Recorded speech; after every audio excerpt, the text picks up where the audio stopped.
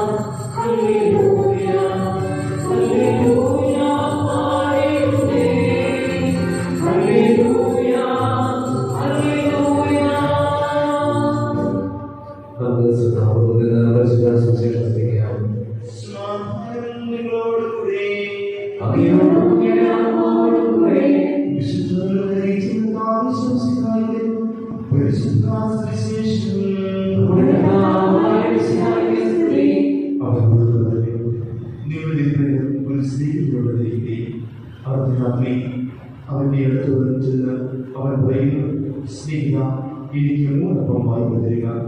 ഒരു സ്നേഹിതന്റെ അർത്ഥമാക്കി എന്റെ അനുഗ്രഹിക്കുന്നു. അവൻ കൊടുക്കുവാൻ എനിക്ക് കഴിയില്ല.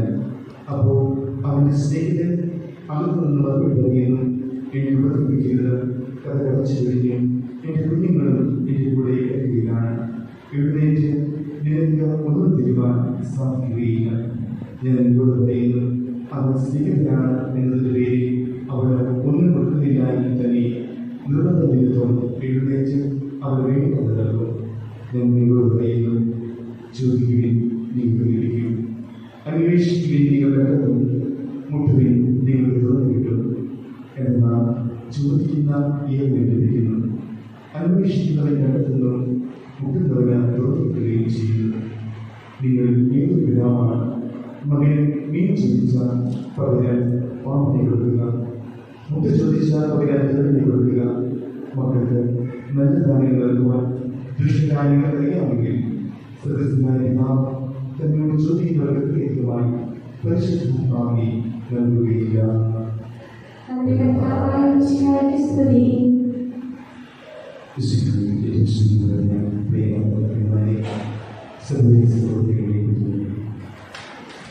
കൈകാലത്തിൻ്റെ ആദ്യത്തെ ഞായറാഴ്ചയായിട്ട് തിരുസഭാമാതാവ് നമ്മുടെ വിചിത്രമായിട്ട് നൽകുന്നത് ലൂക്കാസ് വിശേഷം 11-ാം അധ്യായത്തിൽ ഈശോ ഒരു മനോഹരമായ പ്രാർത്ഥന തന്റെ ശിശുക്കളെ പഠിപ്പിക്കുന്നു.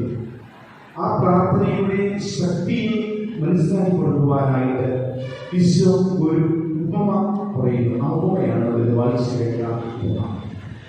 ഇവിടെ 3 സ്നേഹിതരുടെ ഒരു കഥയാണ് ഈശോ പറയുക. അതായത് ഒരു വ്യക്തി, ആ വ്യക്തിയെ സ്നേഹിക്കുന്ന അദ്ദേഹത്തിന്റെ സ്നേഹിതൻ അർദ്ധരാത്രിയിൽ അദ്ദേഹത്തോട് പറയാതെ അദ്ദേഹത്തിന്റെ ഭവനത്തിലേക്ക് വരും. നമുക്കറിയാം, നമ്മുടെയൊക്കെ വീട്ടില് ഒരു വിരുന്നുകാരി വന്നു കഴിഞ്ഞാൽ സാധാരണഗതിയിൽ അവര് രാത്രിയുടെ യാമങ്ങളിൽ വരാറില്ല, രാത്രി സമയത്ത് വരാറില്ല. അഥവാ വന്നാൽ തന്നെ അവർ മുൻകൂട്ടി പറയും, ഞാൻ എൻ്റെ സമയത്ത് വരും, അതുകൊണ്ട് നിങ്ങൾ എനിക്ക് വേണ്ടിയിട്ട് അല്പമാത്രം എഴുതിയിരിക്കണമെന്ന് സാധാരണഗതിയിൽ നമ്മുടെ വീട്ടിലേക്ക് വരുന്നവർ പറയാറുണ്ട്. പക്ഷെ ഇവിടെ പറയുകയാണ്, ഒരു സ്നേഹിതൻ, ആ സ്നേഹിതന്റെ വലിയ അടുത്തൊരു സുഹൃത്ത് രാത്രിയുടെ ഒരു യാമത്തിൽ ഇദ്ദേഹത്തിന്റെ ഭവനത്തിലേക്ക് വരും. ആ വ്യക്തിയെ സൽക്കരിക്കുവാനായിട്ട്, അദ്ദേഹത്തിന് ഭക്ഷണം കൊടുക്കുവാനായിട്ട് ആ സമയത്ത് ഈ സ്നേഹിതന്റെ കയ്യിൽ ഒന്നുമില്ല. അപ്പോൾ അദ്ദേഹം എന്ത് ചെയ്യുന്നു? ഇദ്ദേഹത്തിന്റെ മറ്റൊരു സ്നേഹിതന്റെ അടുക്കിലേക്ക്, അതായത് 3 സ്നേഹിതരെ കഥയാണ്. ഇദ്ദേഹത്തിന്റെ ഒന്നാമത്തെ സ്നേഹിതന്റെ 3 സ്നേഹിതർ പറയുമ്പോൾ, ആദ്യത്തെ സ്നേഹിതൻ ആതിഥേയൻ, രണ്ടാമത്തെ സ്നേഹിതൻ അതിഥി, മൂന്നാമത്തെ സ്നേഹിതൻ ഈ ആദ്യനായ വ്യക്തി പോകുന്ന മറ്റൊരു സ്നേഹിതൻ. ഇങ്ങനെ 3 സ്നേഹിതർ. അതിനുശേഷം ഈ വ്യക്തിയുടെ അടുക്കിലേക്ക് പോകുന്നു. അവിടെ ചെല്ലുമ്പോൾ ഇദ്ദേഹത്തിന് ഉറപ്പുണ്ട്, ആ വ്യക്തിക്ക് എന്നെ സഹായിക്കാനായിട്ട് സാധിക്കും എന്നൊരു ഉറപ്പുണ്ട്. ആ ഉറപ്പിന്മേൽ അദ്ദേഹം പോകുന്നു. പക്ഷേ ആദ്യം ചില ഒഴിവുകളൊക്കെ പറയുന്നു. പക്ഷെ അവസാനം ഈ വ്യക്തിക്ക് വേണ്ട സാധനങ്ങൾ, ഭക്ഷ്യസാധനങ്ങൾ ആ വ്യക്തിക്ക് കൊടുക്കും. ഈ ഉപമ ഈശോ പ്രാർത്ഥനയുടെ ശക്തിയെ പഠിപ്പിക്കാനായിട്ടാണ് ഈ ഉപമ ഈശോ പറയുന്നത്. നമ്മൾ ആദ്യം ഒന്ന് ചിന്തിച്ചു കഴിഞ്ഞാൽ ഇതിന്റെ അർത്ഥം എത്ര മനസ്സിലാക്കുക. പക്ഷേ ഈ സ്നേഹിതൻ, അതായത് ആദ്യത്തെ സ്നേഹിതനായ ആ വ്യക്തി നാം ഓരോരുത്തരും അങ്ങനെ മനസ്സിലാക്കി. ആദ്യത്തെ ആ സ്നേഹിതൻ എന്ന് പറയുന്ന ആ വ്യക്തി നാം ഓരോരുത്തരുമാണ്. അപ്പോൾ നമ്മളെ തേടി മറ്റൊരു സ്നേഹിതൻ നമ്മൾ പ്രതീക്ഷിക്കാത്ത ഒരു സമയത്ത് നമ്മുടെ ജീവിതത്തിലേക്ക് കടന്നു വരും. ആരായിരിക്കും ആ സ്നേഹിതൻ? നമ്മൾ ഒട്ടും പ്രതീക്ഷിക്കുന്നില്ല. ആ സ്നേഹിതൻ ആ സമയത്ത് കടന്നു വരുമെന്ന് നമ്മൾ ഒട്ടും പ്രതീക്ഷിക്കുന്നില്ല. ആ സമയത്ത് നമ്മൾ പ്രതീക്ഷിക്കാത്ത നേരത്ത് ഒരു സ്നേഹിതൻ നമ്മുടെ ജീവിതത്തിലേക്ക് കടന്നു വരും. ആ സ്നേഹിതൻ നമ്മുടെ ജീവിതത്തിലേക്ക് കടന്നു വരുമ്പോൾ ആ സ്നേഹിതനെ തൃപ്തിപ്പെടുത്തുവാനായിട്ട്, അല്ലെങ്കിൽ ആ സ്നേഹിതനെ അതിജീവിക്കുവാൻ, അല്ലെങ്കിൽ അദ്ദേഹത്തിന്റെ ആവശ്യങ്ങൾ നിർവഹിക്കുവാനായിട്ട് നമ്മളവിടെ പഠിച്ചു നിൽക്കുമ്പോൾ നമുക്ക് ഓടിച്ചെല്ലാവുന്ന മറ്റൊരു ഭവനമുണ്ട്. പ്രിയമുള്ളവരെ, നമ്മൾ പ്രതീക്ഷിക്കാത്ത നേരത്ത് നമ്മുടെ ജീവിതത്തിലേക്ക് കടന്നു വരുന്ന സ്നേഹിതൻ ആരാണ്? നമ്മുടെ ജീവിതം വളരെ സന്തോഷകരമായിട്ട് കടന്നു പോകുമ്പോൾ ഒട്ടും പ്രതീക്ഷിക്കാത്ത നേരത്ത് ഒരു സ്നേഹിതൻ നമ്മുടെ ജീവിതത്തിലേക്ക് കടന്നു വരും. അത് സഹനമാണ്, അല്ലേ? നമ്മൾ ഒട്ടും പ്രതീക്ഷിക്കുന്നില്ല. നമ്മുടെ ജീവിതം വളരെ സ്മൂത്തായിട്ട് പോകുന്ന സമയത്ത് പെട്ടെന്ന് ഒരു രോഗത്തിന്റെ അവസ്ഥയിൽ, അല്ലെങ്കിൽ സാമ്പത്തിക പ്രതിസന്ധിയുടെ അവസ്ഥയിൽ, അല്ലെങ്കിൽ മറ്റ് ഏതെങ്കിലും തരത്തിൽ നമ്മൾ ഒട്ടും പ്രതീക്ഷിക്കാത്ത ഈ സ്നേഹിതൻ, ഈ സഹനം, അവൻ സ്നേഹിതനാണെന്ന് ഈശോ പറയും. ഈ വ്യക്തി, ഈ സഹനങ്ങൾ നമ്മുടെ ജീവിതത്തിലേക്ക് വരുമ്പോൾ, അവിടെ നമ്മൾ പകച്ചു നിൽക്കുമ്പോൾ അവനെ തൃപ്തിപ്പെടുത്തുവാൻ, അല്ലെങ്കിൽ ഈ സഹനത്തെ അതിജീവിക്കുവാനായിട്ട് എന്നാൽ കഴിയാതെ വരുമ്പോൾ എനിക്ക് മറ്റൊരു ഭവനമുണ്ട്, എനിക്ക് ഓടിച്ചെല്ലുവാനായിട്ട് എനിക്ക് മറ്റൊരു സ്നേഹിതനുണ്ട്. ആരാണ് ആ സ്നേഹിതൻ? ഏതാണ് ആ ഭവനം? ആ ഭവനമാണ് എൻ്റെ ദേവാലയം. ആ സ്നേഹിതനാണ് എനിക്ക് വേണ്ടി കാൽവരിയിൽ ക്രൂശിക്കപ്പെട്ട എൻ്റെ ക്രിസ്തു. പ്രിയമുള്ളവരെ, പ്രാർത്ഥനയുടെ ശക്തിയെ പഠിപ്പിക്കാനായിട്ട് ഈശോ പറഞ്ഞു വെച്ച ഈ ഉപമ അത്രമാത്രം നമ്മുടെ ഈ ജീവിതവുമായിട്ട് ബന്ധപ്പെട്ടുള്ളതാണ്. അതായത് നിന്റെ ജീവിതത്തിലേക്ക് നീ പ്രതീക്ഷിക്കാത്ത നേരത്ത് രോഗങ്ങളായിട്ട്, പ്രതിസന്ധികളായിട്ട്, അല്ലെങ്കിൽ കടബാധ്യതയായിട്ട്, മറ്റ് പല പ്രതിസന്ധികളായിട്ട് സമയങ്ങളിൽ ജീവിതത്തിൽ കടന്നു വരുമ്പോൾ അവിടെ നീ തളർന്നു പോകാതെ നിനക്ക് ആശ്രയിക്കുവാനായിട്ട്, നിനക്ക് കയറി ചെല്ലുവാനായിട്ട് ഒരു ഇടമുണ്ട്, ഒരു ഭവനമുണ്ട്. അത് നിന്റെ ദേവാലയമാണ്. നിനക്കൊരു സ്നേഹിതനുണ്ട്, അത് നിന്റെ ക്രിസ്തുവാണ്. ഈ ഒരു വിശ്വാസമാണ് ഒരു ക്രൈസ്തവന്റെ ജീവിതത്തിന്റെ ശക്തി എന്ന് പറയുന്നത്. അതായത് പ്രാർത്ഥനയ്ക്ക് അത്രമാത്രം ശക്തിയുണ്ട്. ഈശോ സ്വർഗ്ഗത്തിനായി ഞങ്ങൾ പിതാവേ പ്രാർത്ഥന പഠിപ്പിച്ചതിന് ശേഷമാണ് ഇവ പറയുന്നത്. അതായത് ഈ പ്രാർത്ഥനയ്ക്ക് അത്രമാത്രം ശക്തിയുണ്ട്. നീ നിന്റെ സഹനങ്ങളുടെ നടുവിൽ നീ തനിച്ചില്ല. നിന്നെ സഹായിക്കുവാനായിട്ട്, നിന്റെ പ്രതിസന്ധി ഘട്ടങ്ങളിൽ നിന്നെ ചേർത്ത് പിടിക്കുവാനായിട്ട് നിനക്കൊരു ദൈവമുണ്ട് എന്നുള്ളതാണ് ഒരു ക്രൈസ്തവന്റെ കോൺഫിഡൻസ്. അച്ഛനീ വചനസന്ദേശം അവസാനിപ്പിക്കുമ്പോൾ നിങ്ങളോട് പറയാനായിട്ടുള്ള ഒരു സന്ദേശമാണ്, ഒരിക്കലും സഹനങ്ങളുടെയും പ്രതിസന്ധികളുടെയും ഘട്ടങ്ങളിൽ തളർന്നു പോകാതെ. നമുക്കറിയാം, ഇന്ന് ഏറ്റവും അധികം ആത്മഹത്യകൾ നടത്തുന്ന ഒരു സമൂഹമാണ് ക്രൈസ്തവ സമൂഹം. നിങ്ങളായി പോയിട്ടുണ്ട്. പത്രങ്ങൾ ഓരോ ദിവസവും എടുത്ത് വായിക്കുമ്പോൾ, നമുക്ക് ആ പേര് വായിക്കുമ്പോൾ നമ്മൾ മനസ്സിലാക്കും ഏറ്റവും അധികം വ്യക്തികൾ ആത്മഹത്യ ചെയ്യുന്നത് ക്രൈസ്തവ സമൂഹം. ജീവിതത്തിൽ അവിടെ ആ സമയങ്ങളുടെ നടുവിൽ പതറിപ്പോകാതെ, പ്രതിസന്ധികളിൽ പതറിപ്പോകാതെ ഇത് ദൈവത്തെ നീ ചേർത്ത് വയ്ക്കുക, ഈ വചനത്തെ നീ ചേർത്ത് വയ്ക്കുക. നിന്റെ ജീവിതം ആ ദൈവം സംരക്ഷിക്കുക. പിതാവിന്റെയും പുത്രന്റെയും പരിശുദ്ധാത്മാവിന്റെയും നാമത്തിൽ ആമേൻ.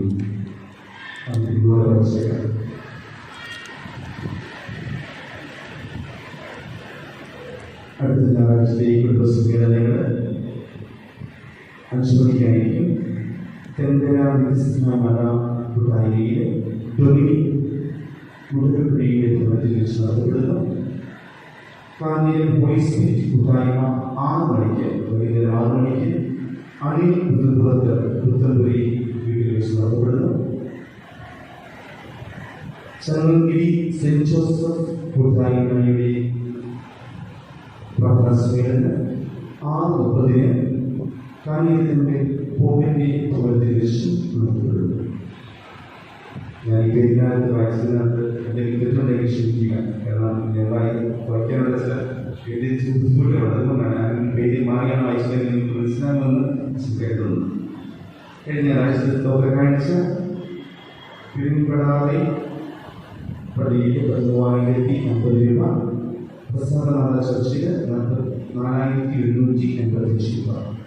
ഇന്നത്തെ കുടുംബ സമ്മേളനങ്ങൾ വൈകുന്നേരം 5 മണിക്ക് വൈകുന്നേരം കൂട്ടായ്മ എണ്ണമ്മ പള്ളിയിലെ ഭവനത്തിൽ വെച്ച്,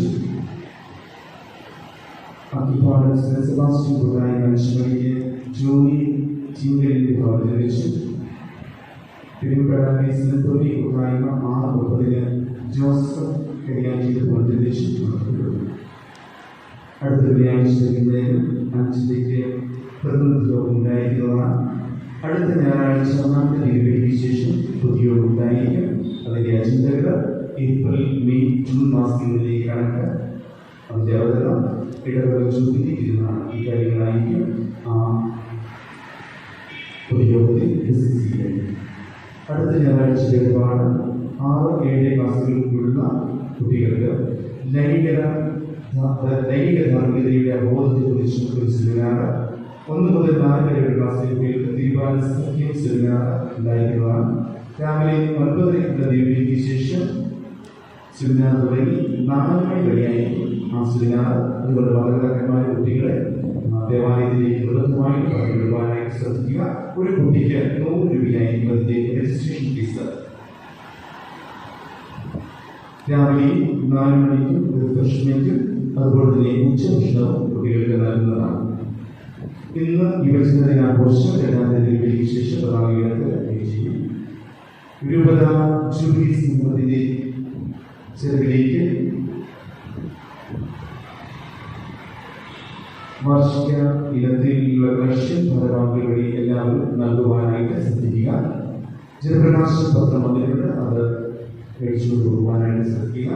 ഈ ആഴ്ചയിൽ നിത്യാരാധനയ്ക്കുള്ള വിവരങ്ങൾ തിങ്കളാഴ്ച തമ്പി വെള്ളിക്കലിന്റെ പുറത്തിൽ വെച്ചു, ചൊവ്വാഴ്ച ടോബി മാണിക്കലിന്റെ പുറത്തിൽ വെച്ചു, വ്യാഴാഴ്ച ജോബ് പറമ്പിലെ ഭവനത്തിൽ വെച്ച് വെള്ളിയാഴ്ച ഷീല ബെനി പുതുക്കലിലെ ഭവനത്തിൽ വെച്ച് ശനിയാഴ്ച ജോസഫ് വർഗീസ് പടയക്കേട്ടിലെ ഭവനത്തിൽ വെച്ച് നടത്തപ്പെടുന്നു. ബുധനാഴ്ച ഏകദിന ധ്യാനം വരുന്നതിന് ജീവിതത്തിൽ ഉണ്ടായിരുന്നത് നമുക്കെല്ലാവർക്കും സന്തോഷവും സ്വാതന്ത്ര്യമുണ്ടെന്ന് കർത്താവേ ഞങ്ങളുടെ മേൽ കരുണയാകണമേ എന്ന് അപേക്ഷിക്കാം. വിടുകയും രക്തസാക്ഷികളുടെ തുടർന്നാൽ പരിപോഷിക്കുകയും ചെയ്ത സഭയ്ക്ക് പ്രയാസങ്ങളെയും എതിർപ്പുകളെയും നേരിടുന്നതിനും പ്രേക്ഷിത ദൗത്യം വിജയപ്രദമായി തുടരുന്നതിനും ശക്തി നൽകണമെന്ന് ഞങ്ങൾ അപേക്ഷിക്കുന്നു. സഭയോട് ചിന്തിക്കുവാനും അവരുടെ പ്രവർത്തനങ്ങളിൽ കഴിയുന്നത് പങ്കാളിയാകാനുള്ള സന്മനസ് ദൈവത്തിന് നൽകണമെന്ന് ഞങ്ങൾ അപേക്ഷിക്കുന്നു. വിവിധ സഭകളിൽ പരസ്പര ധാരണയും ഐക്യം വളർത്തി ഏകസത്യ വിശ്വാസത്തിൽ അവയെ പരിരക്ഷിക്കണമെന്ന് ഞങ്ങൾ അപേക്ഷിക്കുന്നു.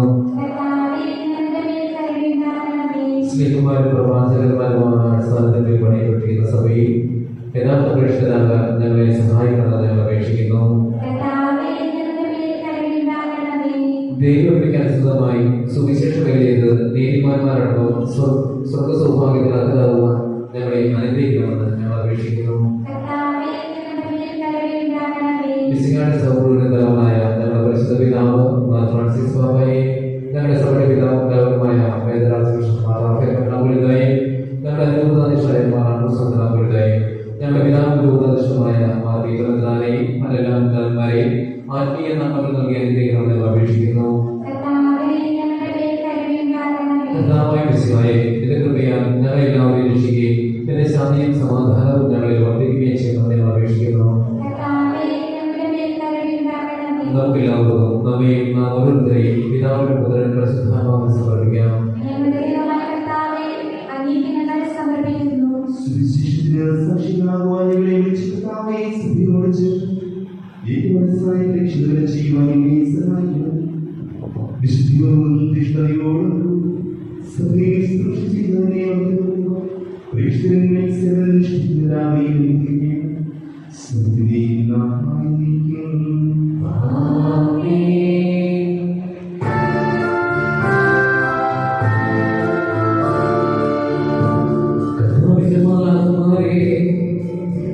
അവിടുത്തെ വാഴ്ത്തുവിൻ.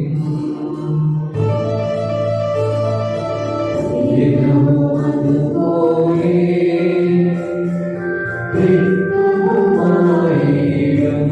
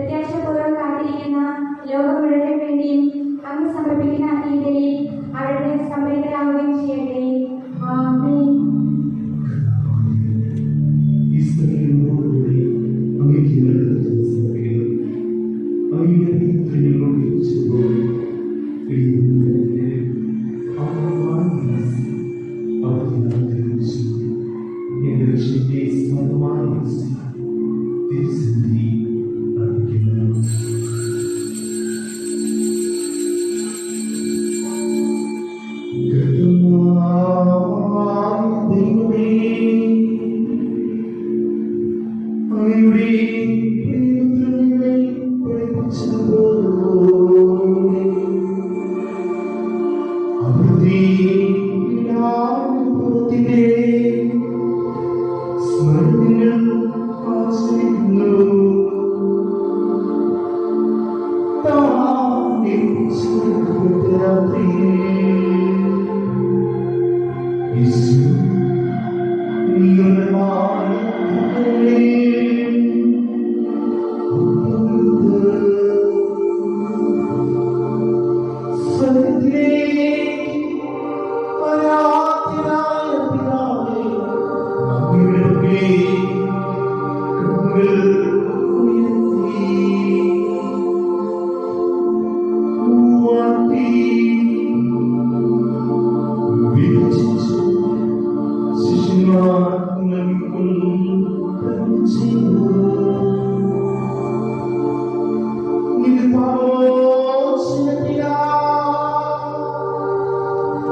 നിങ്ങൾക്ക് വേണ്ടി രക്ഷിക്കപ്പെടുന്ന എന്റെ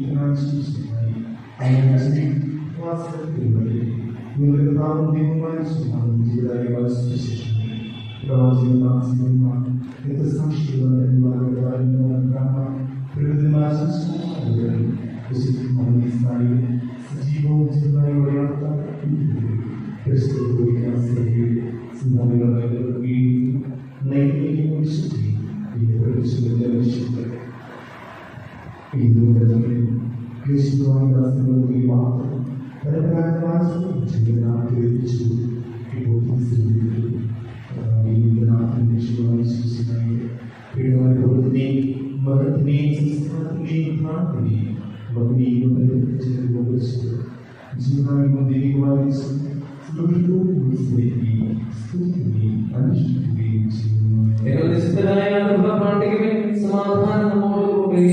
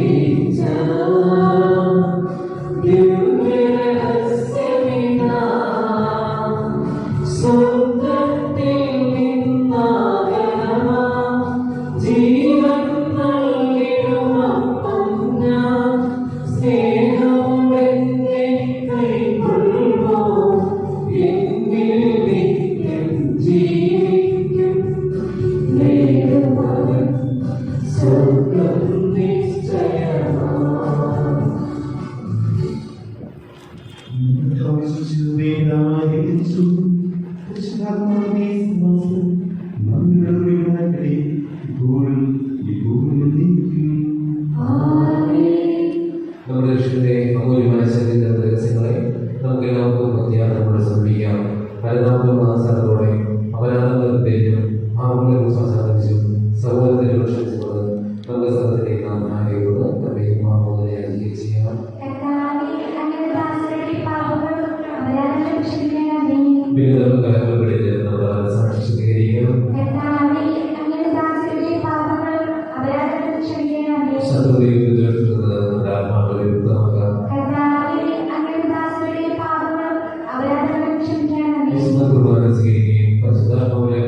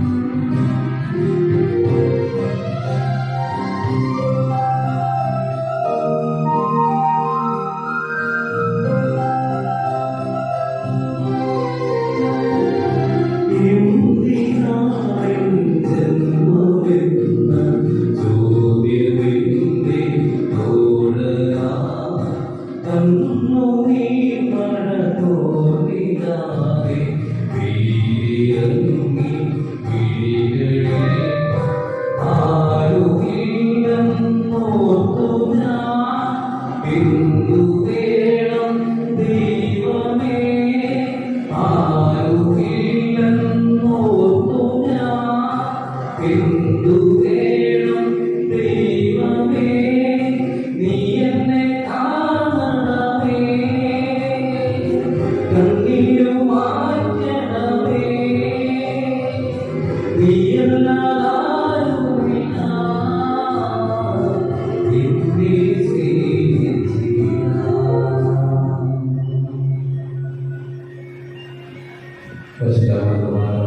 പരിശുദ്ധവും ജീവനായുധയുമായ ഇവയിൽ പങ്കുള്ള സമർപ്പിക്കാൻ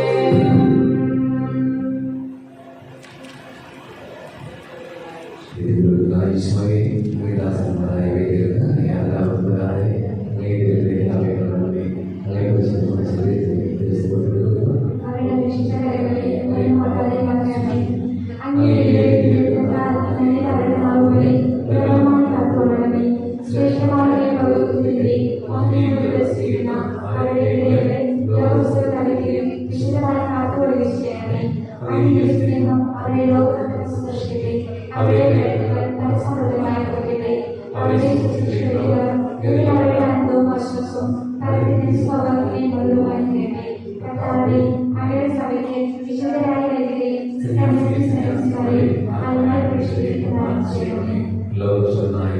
അങ്ങേ പുരോഹിതരെയും വൈദിക ശുശ്രൂഷകളെയും വിശദീകരിക്കണമേ. വൈദികർക്ക് വേണ്ടി പ്രാർത്ഥിക്കാമേ.